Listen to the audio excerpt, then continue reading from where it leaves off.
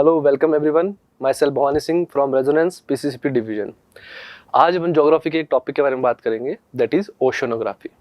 Oceanography it is a branch of geography. Generally इसके अंदर waves, tides, ocean currents, coral reefs, काफ़ी चीज़ें पढ़ते हैं। अपन ब्रीफ में पढ़ेंगे, आपके डिफरेंट एग्जाम्स में, ओलंपियाड्स और टेक्स्ट बुक्स में भी कई बार इसके ओशन करंट्स के बारे में जिक्र आता है। So you might be confuse about various currents, किस कारण होते हैं ये, क्या फैक्टर्स हैं, how they influence the climate, how they influence the pattern, क्या होता है। तो will know about it in detail. This is the part 1 and we will continue this series. This is the brief overview of your currents, and again I'll talk about the upwelling zone. Sometimes cold current do upwelling. तो upwelling का एक मैंने photo दिखा रखा है, ये upwelling कैसे होती है। When we'll discuss about the cold current and warm currents, तो अपवेलिंग के बारे में बात करेंगे जब इस पे वापस आएंगे कि इसी सरफेस मूवमेंट कैसे हो रहा है, अपवेलिंग की वजह से क्या अंदर ओशन के सरफेस में चेंजेस आ रहे हैं। ठीक है, तो let us start. First we see the horizontal movement of water. Water के दो टाइप के मूवमेंट होते हैं आपके, एक हॉरिजॉन्टल मूवमेंट होता है and one is vertical movement of water. ठीक है, अब जो हॉरिजॉन्टल मूवमेंट है उसको क्या इफेक्ट कर रहे हैं ना, उसके फैक्टर्स क्या क्या है। सबसे most important factor first of all is winds. जो प्लेनेटरी विंड्स हैं आपकी, या फिर इनको अपन कहते हैं प्रिवेलिंग विंड्स। इनके अंदर majorly 3 wind system we study. One is trade winds, एक पढ़ते अपन ट्रेड विंड्स, दूसरा अपन वेस्टर्लीज, और third one is polar easterlies. ये पूरा अपन जो एयर प्रेशर के सिस्टम और विंड पैटर्न पढ़ते हैं, तो दीज विंड सिस्टम और permanent wind system affects the movement of water. ठीक है, वाटर कैसे मूवमेंट करेगा, temperature, that is temperature difference की वजह से। ठीक है, और एयर प्रेशर भी टेम्परेचर डिफरेंस की वजह से होता है। वी विल सी दैट कि इक्वेटर पे अपन जब जनरली देखते हैं तो इक्वेटर पे क्या होता है, आपके थ्रू आउट द सन होता है, तो यहाँ पे हमेशा लो टेम्परेचर बना रहता है। ठीक है, तो लो टेम्परेचर बना रहता है तो कंटिन्यूअस क्या होता है, एयर राइज करती है, डिसेंड करती है, और कंटिन्यूअस रेनफॉल जोन होता है, इसलिए अपन इसको ट्रॉपिकल जोन भी कहते हैं, इसके आसपास के रीजन को पूरे को। और आपका जो अमेजन का पूरा रेन फॉरेस्ट है, अफ्रीका के नीचे के जो फॉरेस्ट है, वो सारे के सारे इक्वेटर के इसी रीजन में लाया करते हैं। ओके, और इसको अपन अलग अलग नाम से भी जानते हैं। थोड़ा ब्रीफ इसलिए बता रहा हूँ क्योंकि it will help in understanding ocean current. ITCZ कहते हैं बेल्ट ऑफ डोल्ड्रम्स, बिकॉज यहाँ पे क्या है, एयर बिल्कुल कम होती है, एयर राइज और डिसेंड करती रहती है, तो एयर का एकदम एक तरीके से वैक्यूम सा बना रहता है एक छोटे से एरिया के अंदर। ठीक है, तो I am briefly talking about 5 degree north to 5 degree south. Okay, salinity difference, salinity के अंदर भी देखते हैं कि जितना ज़्यादा सलाइन होगा, जैसे डेड सी की बात करते हैं अपन, वोल्गा की बात करते हैं, जो कई अलग लेक्स हैं, जितनी ज़्यादा सलाइन होगी उसके हिसाब से उनका मूवमेंट भी अफेक्ट करता है। ठीक है, अर्थ रोटेशन की वजह से इन विंड की डायरेक्शन चेंज होती है, that is force responsible for that is mainly we have studied Coriolis force. ठीक है, इसके लिए ये रिस्पॉन्सिबल होती है। एंड लास्ट लैंड की वजह से भी इनका मूवमेंट किस डायरेक्शन में होगा, कहाँ चेंज करेगा, it is also one of the major factor. ठीक है, ये 5 फैक्टर अपन ने ब्रीफ में देखे। सबसे इंपॉर्टेंट फैक्टर क्या है, विंड्स को क्या इन्फ्लुएंस करता है, अर्थ का rotation, that is Coriolis force. ठीक है, तो ये 2 मेजर फैक्टर होते हैं जो हॉरिजॉन्टल मूवमेंट ऑफ वाटर को इफेक्ट करते हैं, और इसी हॉरिजॉन्टल मूवमेंट में पढ़ते हैं अपन जनरली ओशन करंट्स को। वेव्स एंड टाइड्स की बात करेंगे, इसके बाद करेंगे, that will majorly complete oceanography का लिटिल बिट पार्ट। और salinity is a different, all together a different topic. We will discuss salinity with coral reefs in a another video. Okay, अब आ जाते हैं अपन ओशन करंट्स देखते हैं सभी के। और ओशन करंट्स में मेजरली अटलांटिक ओशन के करंट, पैसिफिक ओशन के और इंडियन ओशन के करंट्स अपन देखेंगे, जो अलग अलग करंट्स हैं, वार्म एंड कोल्ड करंट। ठीक है, ओके, अब आते हैं अपन सबसे पहले अटलांटिक ओशन के करंट्स पे। अब आप देख रहे होंगे जो इक्वेटर के ऊपर जो करंट है ना, और इक्वेटर के नीचे जो करंट है, इक्वेटर के ऊपर जो करंट है जनरली मूवमेंट करते हैं किसमें, क्लॉकवाइज डायरेक्शन में मूवमेंट करते हैं, और जो सदर्न हेमिस्फीयर में इक्वेटर के नीचे जो करंट है वो मूवमेंट करते हैं एंटी क्लॉकवाइज डायरेक्शन मूवमेंट करते हैं, because of one of the major factor is that is Coriolis force, ठीक है, जो अर्थ के रोटेशन की वजह से वो इन पे ज़्यादा इम्पैक्ट करता है। ओके, अब यहाँ पे आप देख पा रहे हैं जो इक्वेटर के पास के करंट की बात करते हैं सबसे पहले, तो यहाँ पे एक करंट चल रहा है नॉर्थ इक्वेटोरियल करंट, ठीक है, नॉर्थ इक्वेटोरियल करंट इक्वेटर के ऊपर चल रहा है इस डायरेक्शन में। एक करंट देख पा रहे हैं आप जो इक्वेटर के जस्ट नीचे है, साउथ इक्वेटोरियल करंट, ठीक है, इसकी मूवमेंट की डायरेक्शन कुछ इस प्रकार होती है, एंटी क्लॉकवाइज, इसकी मूवमेंट की डायरेक्शन क्लॉकवाइज होगी। बट आप एक चीज देख रहे हैं, यहाँ पे एक इक्वेटोरियल काउंटर करंट है, इक्वेटोरियल काउंटर करंट। तो थोड़ी सी इसकी बात कर लेते हैं, ये काउंटर करंट यहाँ पे क्यों है, ये क्यों चल रहा है, ठीक है। अब जो इसका बेसिक रीजन है ना, वो यही है जो थोड़ी देर पहले अपन ने बात की है, that we have talked about ITCZ ना। तो ITCZ के अंदर बात की, belt of doldrums, belt of calmness, यहाँ पे बहुत ज्यादा कम एयर होती है जो इसको इन्फ्लुएंस कर पाती है, ठीक है। सो ये जो बेल्ट है यहाँ पे अपन ने देखा, ये इक्वेटर है पूरा, एंड ये क्या है आपका नॉर्थ इक्वेटोरियल करंट है,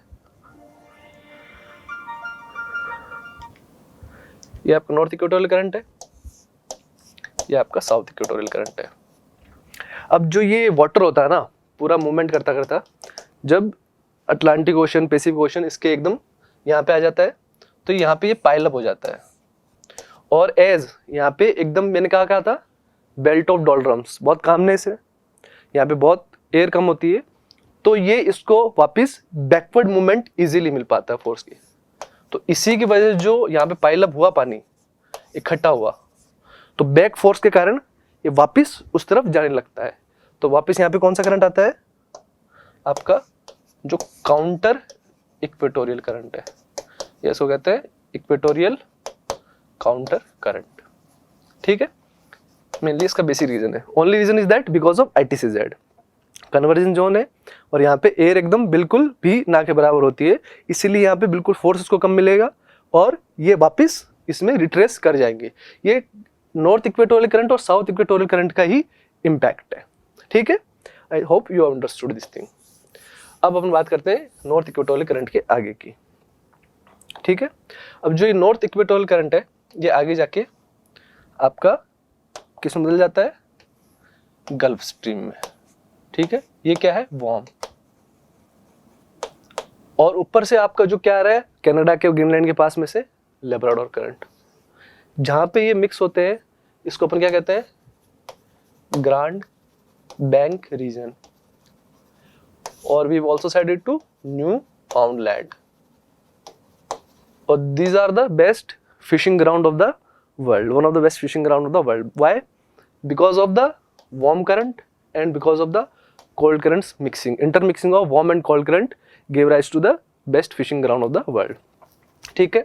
अब जैसे अपन आगे चलते हैं, जो ये गल्फ स्ट्रीम है, ये नॉर्थ अटलांटिक ड्रिफ्ट में बदल जाती है, और ये दो पार्ट में टूटती है, एक तो नॉर्वेजियन करंट, ठीक है, और ये नॉर्वेजियन करंट क्या करता है कि जो ये नॉर्वे फिनलैंड का रीजन है ना, यहाँ पे ये इंग्लैंड है, यूनाइटेड किंगडम, और यहाँ पे नॉर्वे, फिनलैंड, स्वीडन, इनका रीजन जो है, इनके पोर्ट्स को क्या रखता है, वार्म रखता है। जबकि इसी लेटिट्यूड में आप रशिया के देखेंगे पूरा, तो these are the freezing regions of the Russia, यहाँ पे बिल्कुल बर्फ जमी रहती है, but these ports are because of Norwegian current, Norwegian current is a warm current, because of this warm currents effect these ports are ice free throughout the year.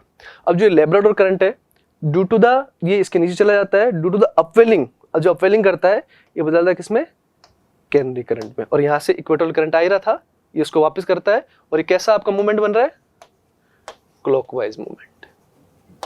और मैंने यहाँ बात की कैनरी करंट क्या करता है, यहाँ पे अपवेलिंग करता है ना।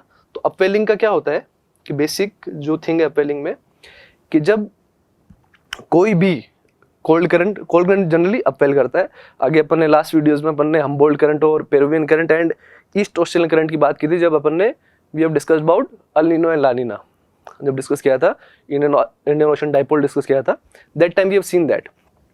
अब जो अपवेलिंग होती है, जो रिच न्यूट्रिएंट्स होते हैं, मिनरल्स होते हैं, जनरली वो सरफेस के पास में आ जाते हैं ड्यू टू अपवेलिंग।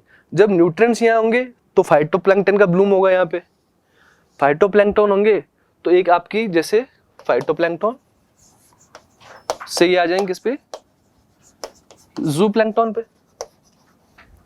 ठीक है। ज़ूप्लैंक्टन से small fishes, then large fishes, तो एक तरीके से क्या बन जाएगा, पूरा पूरा मरीन फूड साइकिल। तो सबसे अच्छा क्या करते हैं, मरीन फूड साइकिल को राइज करते हैं और सरफेस के पास में बहुत अच्छे न्यूट्रिएंट्स मिलेंगे आपको यहाँ पे सरफेस के पास में, जहाँ पे भी अपवेलिंग जोन होता है, wherever there is upwelling zone, तो यहाँ पे न्यूट्रिएंट रिच मिलेंगे और डिजोल्व ऑक्सीजन जो नीचे थी ऊपर आ जाएगी, high nutrient, high dissolve inorganic carbon water होगा, और ऑक्सीजन मिनिमम जोन जो नीचे है उससे ऊपर जो सर्वाइल है, जो फोटिक जोन जो अपन कहते हैं 200 मीटर तक, फोटिक जोन में ये पॉसिबल हो पाएंगे। और जहां जहां अपवेलिंग होगी वो कोल्ड करंट की होगी, और कोल्ड करंट क्या वॉश आउट करता है वो आगे देखेंगे, ठीक है। और यहाँ पे बर्ड्स वगैरह बहुत ज्यादा होंगे, तो these are the very urea fertilizer collection regions भी होते हैं जहाँ पे भी कोल्ड करंट की अपवेलिंग होती है, वो आगे देखेंगे अपन, ठीक है। तो ये करंट यहाँ पे क्या हो गया, नॉर्थ इक्वेटोरियल करंट। अब जो साउथ इक्वेटोरियल करंट है वो किस साइड आ जाता है, नीचे की साइड। और यहाँ पे कौन सा करंट होता है इसकी side, Brazilian current. Brazilian current is a warm current. तो वार्म करंट है तो इस कोस्ट को क्या रखेगा, एक तरीके से गर्म रखेगा। और जो यहाँ पे इस करंट का जो साउथ अटलांटिक करंट आता है वो अपवेलिंग करके कोल्ड में बदल जाता है। यहाँ पे आपका कौन सा है, बेनेगुला करंट, जो कहाँ पे है आपका अफ्रीका के पास में है, ठीक है। और यहाँ पे आप देखेंगे पेरुवियन करंट, ठीक है, ये भी कोल्ड करंट है। ये पूरा साइकिल कैसे चला आपका, एंटी क्लॉकवाइज। जो अपन कॉरियोलिस फोर्स में पढ़ते हैं, सदर्न हेमिस्फीयर में काम मुड़ना अपने को लेफ्ट में, और नदर्न हेमिस्फीयर में राइट में। Therefore the movement, because of movement of rotation of earth and the Coriolis force, the movement in the northern hemisphere is a clockwise direction, and in the southern hemisphere it is in anti-clockwise direction. Okay. फिर जब इनकी we have talked about Pacific current, हाँ एक जो रह गया आपका eastern Greenland current, ये भी कोल्ड करंट है। तो जनरली आप जानते हैं आइसलैंड और ग्रीनलैंड के अंदर through out the year generally बर्फ ही रहती है वहाँ पे, और ये पोलर रीजन्स के पास में भी है, तो 90 डिग्री लेटीट्यूड के पास में, तो यहाँ पे बर्फ ही रहती है। I think so we are clear about that. अब इसमें एक बात छोटी सी और कर लेते हैं। Generally we have asked the question कि why the most of the desert in the western margins of the continents. So generally winds की डायरेक्शन पढ़ते हैं अपन कि विंड्स की वजह से होता है, इन सब चीज़ों की वजह से होता है, and one of the reason for that is also these cold currents. अब आप देख लीजिए जहाँ जहाँ कोल्ड करंट्स है ना, यहाँ पे कोल्ड करंट है, तो यहाँ पे आपका जो अटाकामा डेजर्ट जो होता है इस साइड है, बेनेगुला करंट है, तो यहाँ पे आपका काला हरी डेजर्ट होता है, और यहाँ पे कई ट्राइब्स भी रहती है, they are very famous.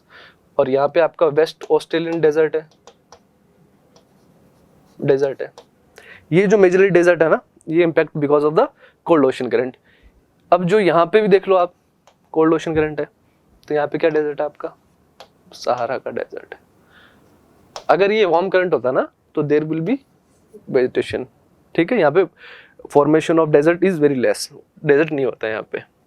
Thar का जो डेजर्ट है, यहाँ पे कोल्ड करंट नहीं है, यहाँ पे इम्पैक्ट ऑफ विंड्स है, ठीक है, विंड्स के इम्पैक्ट की वजह से, and previous tectonic activities, various reasons are there.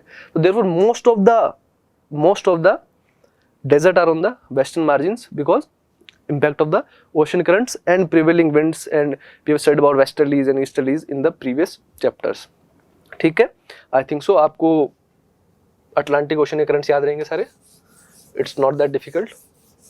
और सेम इसी रीजन में जहाँ पे अपन ने रेब्राडोर और नॉर्थ अटलांटिक ड्रिफ्ट और गल्फ स्ट्रीम की बात की है, वैसी एकदम लैटिट्यूड में आपके क्या है, ओएशियो एंड कुरुशियो करंट। ये जापान के पास में, ओएशियो रशिया के बॉर्डर पे, एंड कुरुशियो जापानीज आइलैंड के पास में। कुरुशियो क्या है, एक कोल्ड करंट है। ओएशियो क्या है, sorry, Oyashio is a warm cold current and Kuroshio is a cold current. अब जहाँ पे इनकी मिक्सिंग होगी वहाँ पे भी अच्छे फिशिंग रीजन होंगे। और Oyashio Kuroshio is a little bit difficult term, तो इसको ऐसे याद कर लेते हैं, ओके। ओ जो ऊपर आ रहा है वो क्या है, कोल्ड, के कुरुशियो नीचे इज वार्म, ठीक है। These are the two important fishing region of the world, है ना, ये दोनों है पैसिफिक में। अब जो ये कुरोशियो करंट है, पैसिफिक में वार्म था, जो नॉर्दर्न पैसिफिक में चला जाता है इधर, और क्या चला जाएगा आप इस साइड। यहाँ पे दो करंट बदल गया, एक अलास्का, ये क्या आपका वार्म करंट, और ये क्या आपका कोल्ड करंट, जिसको कहते हैं अपन कैलिफोर्नियन करंट। ठीक है, नीचे आके फिर से नॉर्थ इक्वेटोरियल करंट में, और ये साइकिल एज इट इज चलता रहता है। ये कैसा साइकिल है, क्लॉकवाइज साइकिल है, दोनों साइड देख लेंगे ना, वापस क्लॉकवाइज साइकिल बनता रहेगा। तो ये आपके majorly Pacific current in the northern hemisphere. Southern hemisphere में अपन देखेंगे तो यहाँ पे जो आ रहा है साउथ इक्वेटोरियल करंट, वो ईस्ट ऑस्ट्रेलियन करंट, उसको पढ़ चुके हैं अपन अल नीनो ला नीना में। और यहाँ पे ये जाके साउथ पैसिफिक पोलर से आ रहा है, तो पेरुवियन करंट, और दूसरा इसका नाम क्या दिया था अपन ने, we called it Humboldt current. Okay, Humboldt current की बात की थी अपन ने। और इस हम्बोल्ट करंट की वजह से क्या होती है यहाँ पे अपवेलिंग, और अपवेलिंग होगी तो मैंने एक चीज बताई थी इम्पैक्ट ऑफ अल नीनो ला नीना के अंदर, जब ये पैटर्न शिफ्ट हो जाता है तो यहाँ की जो यूरिया इंडस्ट्री है, फर्टिलाइजर इंडस्ट्री है, जो बर्ड्स वगैरह आते हैं वो पूरी तरह डिस्ट्रॉय हो जाती है। तो these are the best, cold current की वजह से बेस्ट यूरिया इंडस्ट्री भी होती है, बर्ड्स वगैरह यहाँ पे काफी आते हैं। ठीक है, तो पेरुवियन करंट या फिर इसको कहते हैं अपन हम्बोल्ट करंट कहते हैं। और दीज दो फिनोमेना इज रिस्पॉन्सिबल फॉर आपके अल नीनो एंड ला नीना। ठीक है, तो ये आपके क्या थे, आपके पैसिफिक के करंट थे, पैसिफिक ओशन के करंट थे, और इनमें कुछ ज़्यादा है नहीं ऐसा जानने का। यू जस्ट माइट रिमेंबर कि कहाँ इम्पैक्ट हो रहा है, कहाँ नहीं हो रहा। ठीक है, चलो आगे चलते हैं। आगे फिर अपन बात करते हैं इंडियन ओशन की। इंडियन ओशन के अंदर आपका जो करंट है, एक इक्वेटोरियल करंट नॉर्थ, ये मूवमेंट कर रहा है इस साइड, और बट यहाँ पे दो करंट बह रहे हैं, है ना। मेडागास्कर के रीजन में, आपके साउथ अफ्रीका, इथोपिया के रीजन में ऊपर वाले में, है ना, जिबूती वगैरह आइलैंड वगैरह यहाँ पे है। तो यहाँ से एक आ रहा है अगुलाहास करंट, वार्म करंट है, और यहाँ पे आ रहा है मेडागास्कर नीचे से मोजाम्बिक करंट। ठीक है, ये आता है जो सदर्न अटलांटिक ड्रिफ्ट है यहाँ पे, ये अपना कौन सा आ गया, इंडियन ओशन। अटलांटिक था, वहाँ पैसिफिक था, यहाँ अभी आ रही है इंडियन ओशन। ये यहाँ पे जाकर जाएगा कोल्ड करंट में, ये वेस्ट ऑस्ट्रेलियन करंट है, और साउथ इक्वेटोरियल करंट यहाँ पे फिर से कर रहा है, और ये किस में रोटेट करते हैं, एंटी क्लॉकवाइज डायरेक्शन में। ठीक है, इस वजह से रीजन में बारिश भी काफी होती है। अब जो ये पैटर्न है इंडियन ओशन का मूवमेंट इफेक्ट कर रहा है, ये वी हैव स्टडीड कि इक्वेटर के पास में क्या होता है, ट्रेड विंड्स। ठीक है, तो ट्रेड विंड्स जब साउथ वेस्टर्न मॉनसून आता है,